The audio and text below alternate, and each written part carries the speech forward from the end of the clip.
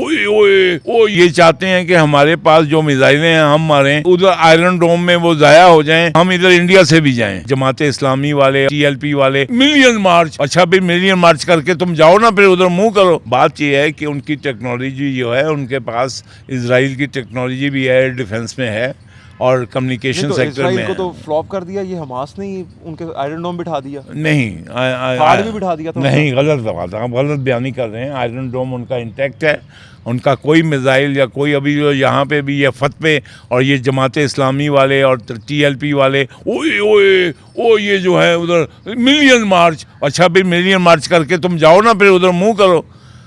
یعنی کہ اگر یہ چاہتے ہیں کہ ہمارے پاس جو میزائلیں ہیں ہم ماریں اور ادھر آئرن ڈوم میں وہ ضائع ہو جائیں تو ہم ادھر انڈیا سے بھی جائیں. یعنی کیسے بیوقوف ہیں. جماعت اسلامی کو میں نام ان کا میں بگاڑنا نہیں چاہتا ہوں, یہ ملا کیسے بیوقوف ہیں. یعنی کہ اللہ کے نبی نے جو مطلب ہے ہمارا جو جو جو عقل کو جو پیدل ہونے کے لیے تو نہیں کہا. اللہ تعالیٰ نے, اللہ کے نبی نے سیدھا جا کے جو ہے وہ نبوت کے بعد جا کے ٹکرا تو نہیں مارنیاں شروع کر دیتی ہیں سی.